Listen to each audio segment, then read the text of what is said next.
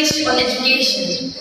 It was delivered by Malala Yousafzai in July 2013 to the United Nations.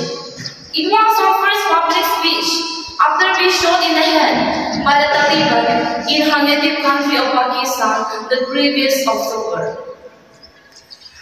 Honorable United Nations Envoy for Global Education, Mr. Gordon Brown, respected elders, and you all my brothers and sisters, Assalamu alaikum.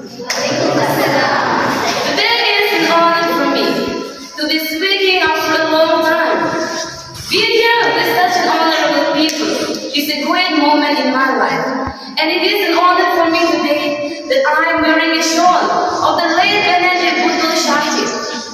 I do not know what others would be expecting me to say, but first of all, thank you God, for whom we are all equal, and thank to every person who has prayed for my fast recovery.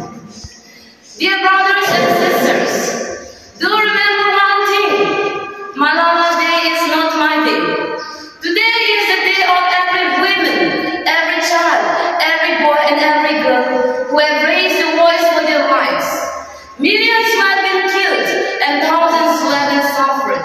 I am just one of them. So here I stand. One girl among many. For those without a voice can be heard. For those who have fought for their rights. The right to live in peace. The right to be educated. And the right to be treated with dignity. Dear friends, on 9 October 2012, the Taliban shot me on the left side of my forehead. And they showed my friends too. And they told them the bullets would silence us. The Taliban and the terrorists, they told me they would change my aim and so my ambition. But nothing changed except fear, weakness and hopeless died. Strength and courage was born. And my dream remained the same. I'm here not to speak against anyone. I'm here to speak for the rights of every children. I want education for the sons and daughters of the Taliban who shot me. I do not even touch the Taliban, even if there was a gun in my hand and he is standing just in front of me. I would not have shot him. This is the compassion that I learned from Muhammad Ali, the Prophet of mercy Jesus Christ, and Lord Buddha.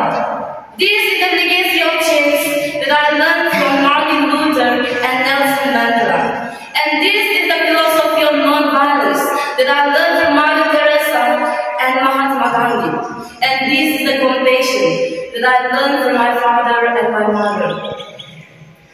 I remember a boy in our school was asked by a journalist, why were the Taliban against education? He answered very simply pointing at the book. The Taliban doesn't know what is written inside this book.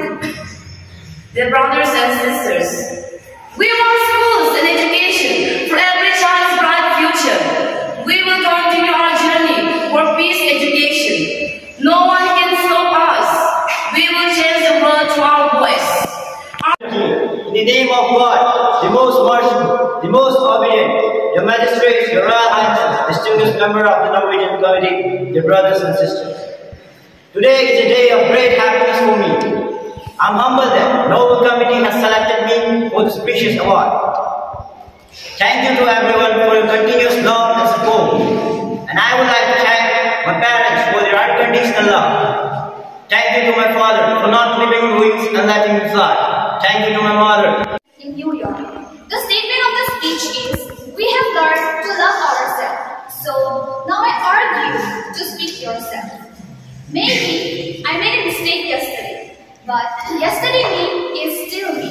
I am who I am today with all my faults. Tomorrow I might be a tiny bit wiser, and that's me too. These faults and mistakes I'm making are the brightest. I'm here to declare the speech by Mother Teresa, the Nobel Peace Prize winner, and Oslo the Norway. Let us thank God for this beautiful occasion. The joy of spreading peace, the joy of loving each other, and the joy of acknowledging that forest and poor are our brothers and sisters. Today, when I accept this award, by the name of orphan children, by the name of those poor people who are being carried away by the society,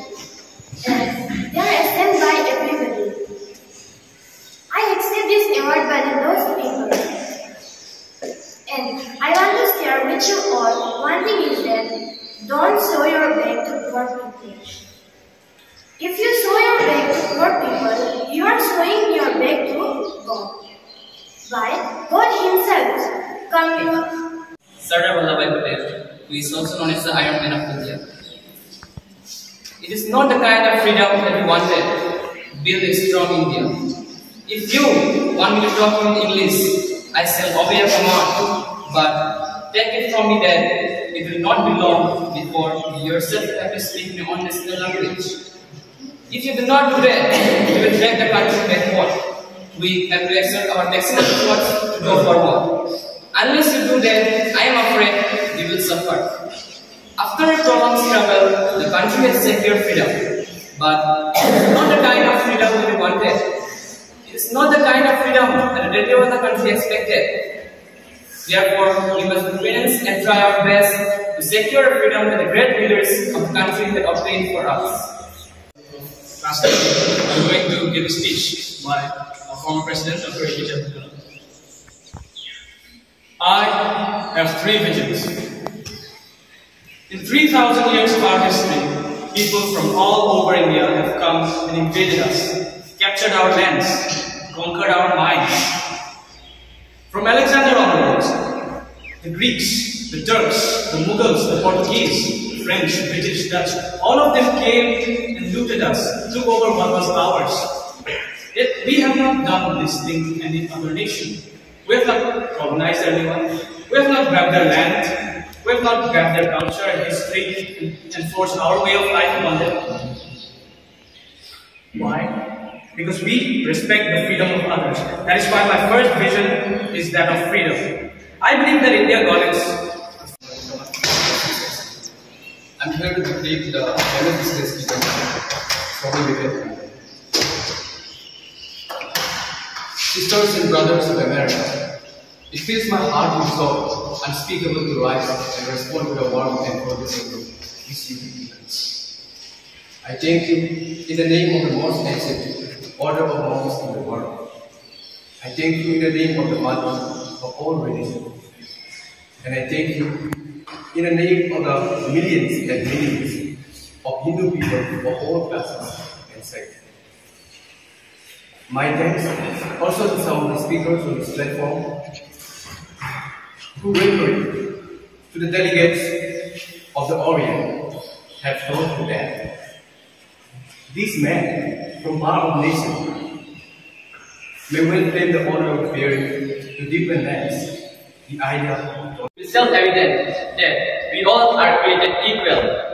I have a dream that one day, out of the red hills of Georgia, the sons of former slaves and the sons of former slave owners will sit down together at the table of brotherhood. I have a dream that even the states of Mississippi. Sojourner Truth's famous speech, Ain't I a Woman, delivered at the 1851 Women's Convention, Akron, Ohio. Well, children, where there is so much racket, there must be something hard of kilter. I think that fits the neighbors of the South and the women at the North, all talking about rights. These white men will be in a fix pretty soon. But what's all this you're talking about? The man over there says that women needs to be helped into carriages and lifted over ditches and to have the best place everywhere. Nobody ever helps me into carriages or over mud puddles or gives me any best place. And ain't I a woman? Look at me, look at my arms. I have plowed and planted and gathered into ponds, and no man could help me. And ain't I a woman? I can work as much and eat as much as a woman when I would get it, and bear the lash as well. And ain't I a woman? Today is the day I will change. Tomorrow is the day I will get up early in the morning, have a healthy breakfast, go for morning walk, refresh here. Tomorrow is the day I want to change who I really want to be, the best version of myself. Well, change doesn't come easy. You have to incorporate certain habits of your life that all living